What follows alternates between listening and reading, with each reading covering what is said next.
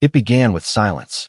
The colony of Halcyon 3 was a lush world, nestled along the outer rim of Terran-explored space.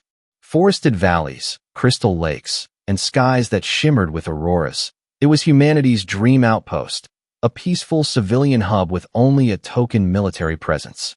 Families had built homes there. Scientists conducted research. Children played under the twin moons. Then the comms went dead. At first, Earth's Colonial Directorate assumed a system failure. Halcyon was young, barely a decade old. Infrastructure still had hiccups. A team was sent to investigate, a single scout ship with a diplomatic attaché. The attaché screamed just once before the signal cut out. What little sensor data the scout ship transmitted back was enough to freeze every blood cell on Earth. Buildings scorched to the foundations. Craters where hospitals once stood. Trees turned to ash. No life signs. No survivors. And a signature of energy weapons unknown to any human database. It wasn't just an attack. It was an extermination. The Galactic Assembly, made up of dozens of alien species who swore to peace, condemned the attack in words only. No one offered aid. No one acknowledged the perpetrators. Earth, they implied, must have provoked something. President Amina O'Rourke stood before the Terran Council, her voice cold and low. This wasn't war. It wasn't conquest. It was a massacre. We don't know who did this yet, but we will. And when we do, I want it known. Earth does not forgive. Earth does not forget. The order went out. All Terran intelligence networks activated. All warships recalled from patrol. The Navy was told, find the enemy. It didn't take long. The Varuk Alliance, a collective of warlike reptilian species, had never liked humanity's expansion. They'd protested every new Terran colony. And now, one of their ships had been identified near Halcyon before the blackout. The Varuk claimed it was coincidence, that their ship had malfunctioned and only passed through the system. But the attaché's final transmission held 3 clear seconds of visual confirmation. A Varuk battleship in low orbit, firing on civilian structures. That was all Earth needed. Admiral Thorne, head of the Terran Interstellar Fleet, made no speech. He gave one command: erase them. The operation was codenamed Iron Veil. Fleet Command assembled Earth's heaviest weapons. 10 dreadnoughts, 40 cruisers, hundreds of support vessels. And at the tip of the spear, the TSS Retribution, Earth's first Planet Cracker-class warship. Their target, Varnock Prime, the heart of the Varuk Alliance. A star system with 5 habitable planets, 3 shipyards, and nearly 1 billion Varuk citizens. Humanity had never declared war like this before. Not in the age of the Assembly. Not since the early solar wars. But something had changed. They hadn't just killed humans. They'd killed hope. And Earth would burn stars to make sure no one ever dared again. En route to the target, the fleet stopped at Nexus 47, a neutral trade station. Earth's diplomats offered a chance to talk. No Varuk arrived. Instead, a single transmission was intercepted. Let them come. We crushed their colony like insects. We'll do it again. Those words were played on every Terran ship's bridge. Every gunner, every pilot, every engineer heard it. And silently, their fury ignited. The fleet moved without hesitation. The sky over Varnock Prime darkened as Earth's ships arrived. The void of space around Varnock Prime boiled with activity. The Terran fleet emerged from slipstream with military precision. Dreadnoughts peeled into formation, flanked by cruisers and destroyers like a school of armored leviathans. Civilians on the Varuk capital looked up at their skies, first in confusion, then horror, as the stars blinked out, one by one, eclipsed by the massive war machines. The TSS Retribution led the charge. 2 kilometers long, plated in neutron-forged armor, its hull bristled with energy lances and torpedo bays. But its most terrifying feature lay deep within. The Soul Lance, a weapon designed not to target ships, but entire worlds. Inside the command deck, Admiral Thorne stood unmoving, his gray uniform crisp, his face unreadable. All ships report ready, Commander Sato confirmed. Awaiting your orders. Thorne raised his hand. Begin Operation Iron Veil. The first wave targeted orbital defenses. Varuk battle stations scrambled to respond, launching fighters and unleashing a web of anti-ship fire. But Earth had come prepared. Terran ships, equipped with adaptive shielding and AI-assisted targeting, swept through the defensive grid like fire through paper. The TSS Caliban, a heavy cruiser, punched through a Varric defense node with a railgun slug the size of a commuter bus. The explosion lit up the void. Thousands of Varric screamed through open comms, begging for reinforcements that wouldn't come. The second wave deployed planetary shock pods. Thousands of Terran Marines descended in drop capsules, slamming into Varnock Prime's surface like meteorites. Cities once teeming with Varric civilians turned into war zones. Sergeant Aaron Vale, a survivor of Halcyon 3, led her unit through the capital's Palace District. Her HUD glowed red with enemy markers. Memories of her dead sister flickered through her mind as she raised her pulse rifle.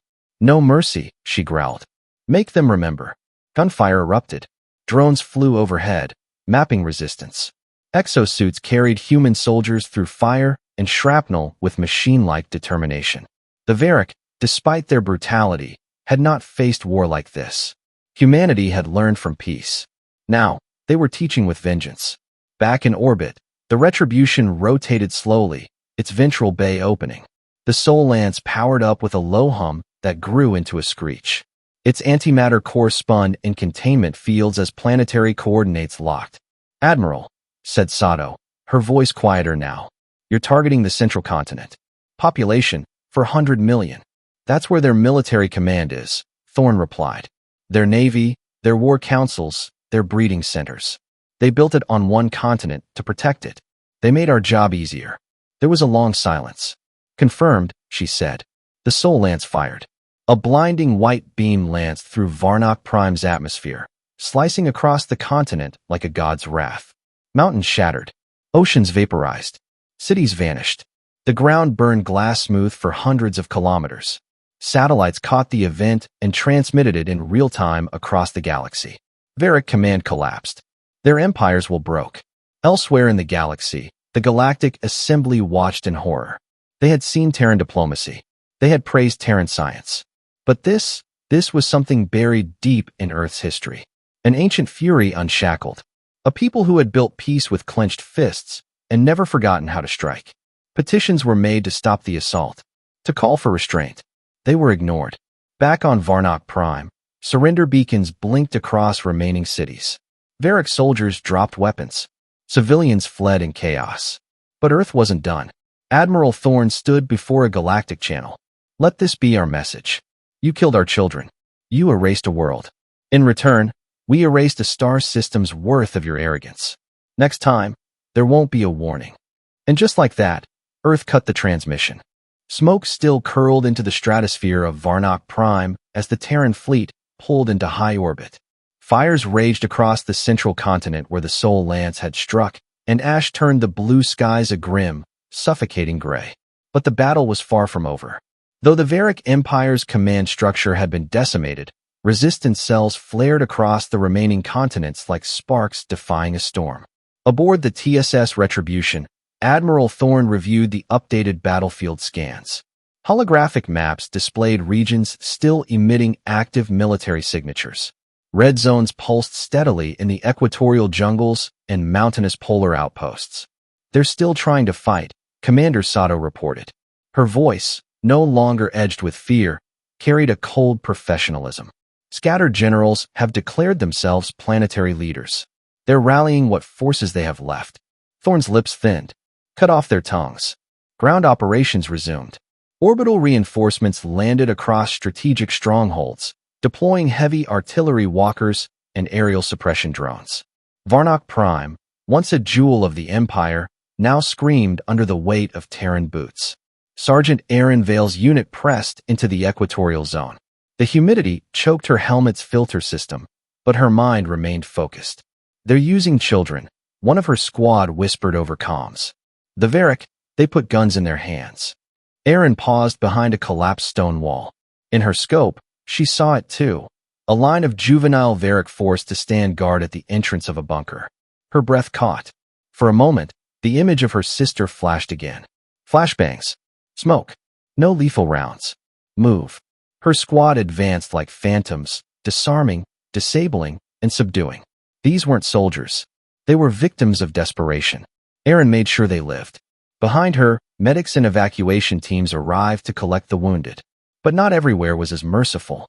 Farther south, in the remains of Varuk City, resistance fighters launched suicide drones at Terran convoys. In response, orbital rail cannons fired kinetic rods into the city's infrastructure. Buildings collapsed like sandcastles. Shockwaves rolled for kilometers. Aboard the Galactic Assembly Station, protests erupted. Species from across the stars condemned Earth's retaliation. But their voices were faint, lost amid the static of Terran resolve. Back on Varuk Prime, a hidden fortress remained, a relic from the early expansion era of the Varuk Empire. Deep within its ancient halls, an old warlord stirred. Kravel the Boundless, once exiled for his extremist views, now saw his moment return. The Terrans want a war of extinction? Then so be it, Kravel roared to his followers. Let the old ways burn anew. He activated a distress beacon, a call to all loyal Varuk remnants in distant systems. Ships cloaked in forbidden tech, powered by unstable cores, began to awaken. When Thorn received word of the beacon, he narrowed his eyes. He wants to drag this into a holy war, he muttered. Sato frowned. Should we respond? Thorn turned toward the Soul Lance chamber. We end this before it spreads. But Earth's fury was not just in weapons. It lay in strategy, in resolve, in memory. They initiated Operation Silent Tide. Using advanced AI-driven infiltration teams, Terran intelligence units spread across the remaining Varuk infrastructure. Communications were hijacked. Power grids failed. Munitions stockpiles exploded from within. In just 40 hours, the last remnants of the Varuk military lost all coordination. Kravel's call was answered, too late. His fleet, still rising from deep space vaults, received the final broadcast from Varuk Prime. The world you fight for is gone. Your leaders are ash. Stand down, or burn alone. Kravel snarled. Let them come. I'll die with fire on my teeth. And die he would. Even in the cold quiet of deep space, echoes of vengeance traveled faster than light. The Varuk homeworld burned. Terran Marines controlled its surface, and the ashes of their leaders coated the broken spires of once mighty cities. But Earth's wrath wasn't finished. A response that erased a star system was not simply about justice. It was a warning crafted in fire. And the galaxy had heard it loud and clear. But within Earth's own chain of command, something stirred, questions rising beneath the tide of triumph. The Galactic Assembly was fractured. Allies whispered behind closed doors. And Admiral Thorn knew they had only bought time, not peace. In the war room of the TSS Retribution, the glow of galactic charts bathed the officers in blue. Report, Thorn ordered. Commander Sato stepped forward. We have intercepted coded Varuk transmissions. It seems remnants of their fleet fled to the Lorthax expanse. They've regrouped with mercenaries and are rallying support from fringe empires. Thorn narrowed his eyes. Fringe empires don't matter.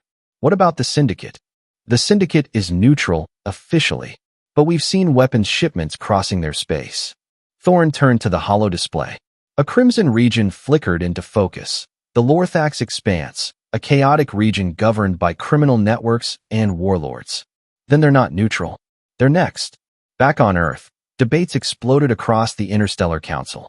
This is madness, shouted Counselor Avon Rye, slamming his palm against the desk.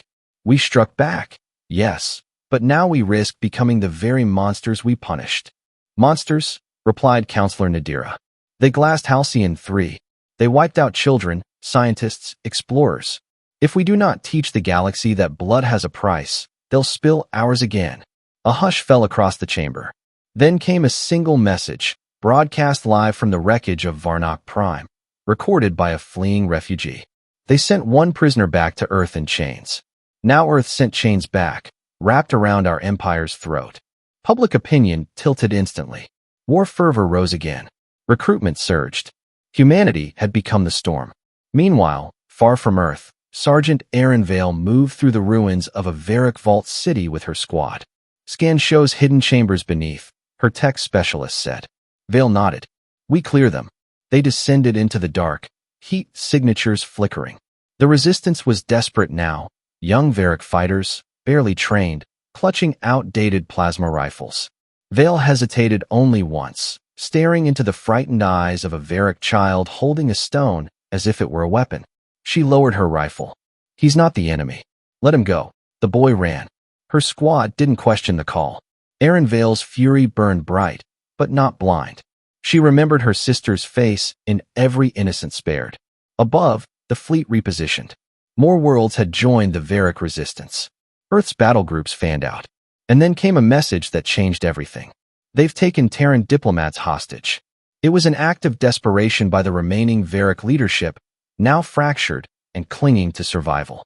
They seized a delegation sent to broker terms and transmitted a single demand. Withdraw your fleets, or they die. The Galactic Assembly begged for restraint. But Earth had learned. On board the TSS Nemesis, Admiral Vora, Earth's second fleet commander, read the message aloud. Then she tapped the console. Execute Operation Final Dusk. Within minutes, stealth drones dropped from hyperspace above the Varuk rebel moon. Silent. Precise. One by one, the kidnappers were eliminated. The hostages were rescued, unharmed. Then the Nemesis fired a kinetic rod from orbit. No explosions. Just a pillar of metal, dropped at terminal velocity, impacting the moon's surface with the force of an extinction event. The crater spanned kilometers. Message received. Back on Earth, public sentiment evolved. Statues were raised to the fallen of Halcyon 3. New military academies opened. Children studied the invasion as part of history class. But in the shadows, analysts noticed a change. Other alien powers were shifting fleets. Moving assets. Watching. Fear, said Admiral Thorne during a private debrief. Fear buys time, but respect builds peace. Do they respect us yet? Sato asked. Thorne didn't answer. He only stared at the hologram of a distant world, a mining colony wiped out weeks before Halcyon 3.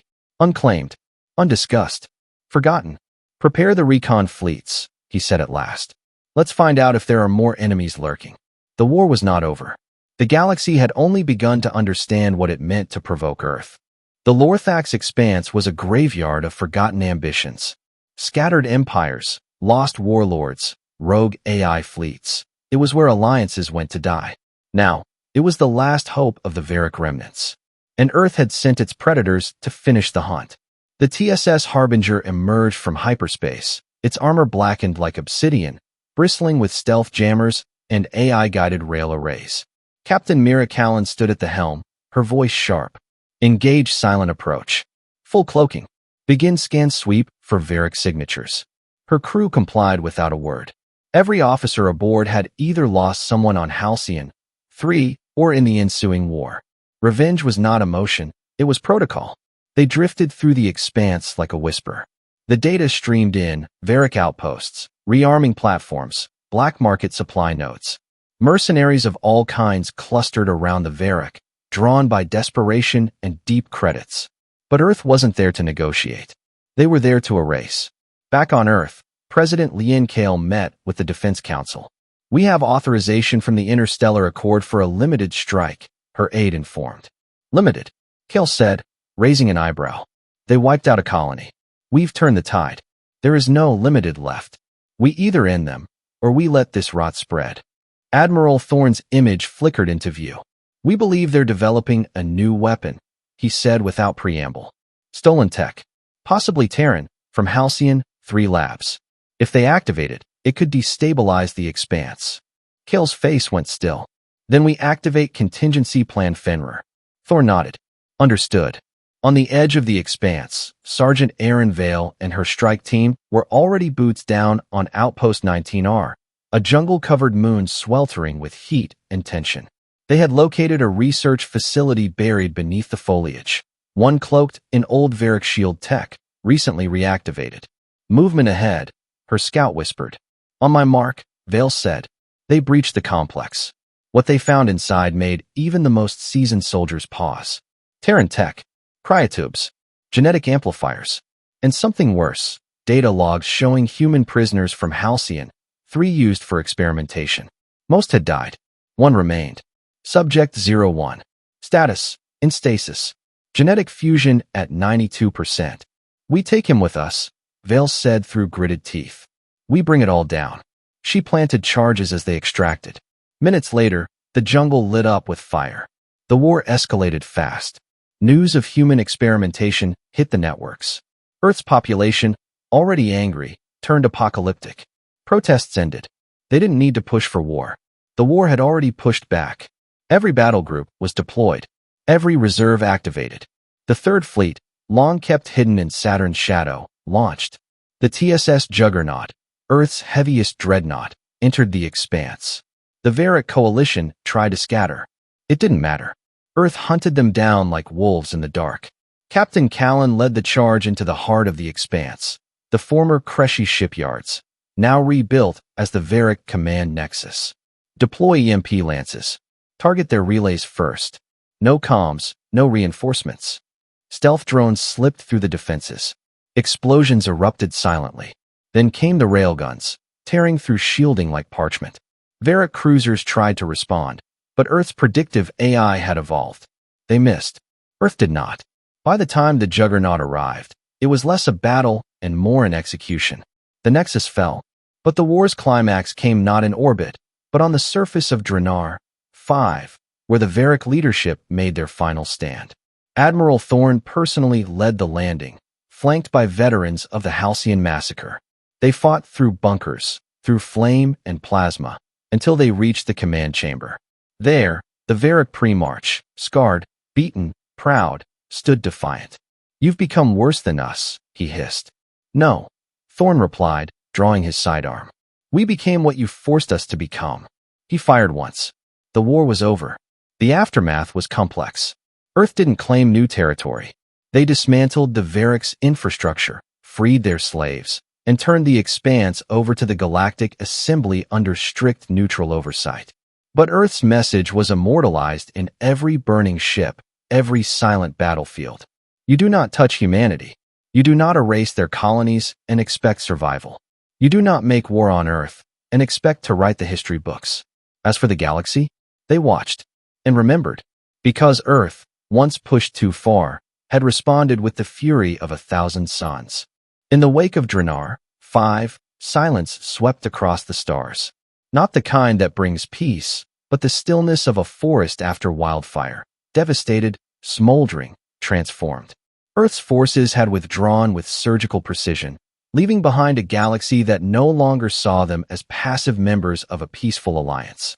Earth had become a deterrent, a name spoken with awe, fear, and in hushed admiration by those who had watched from the shadows.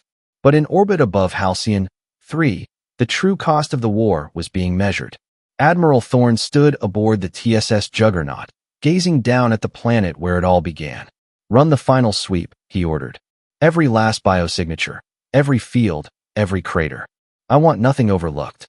The orbital scans revealed what ground teams couldn't: the full devastation left by the Varuk. Cities vaporized, forests rendered to ash, and in the deepest scars of the surface, evidence of atrocities that would haunt human history for generations.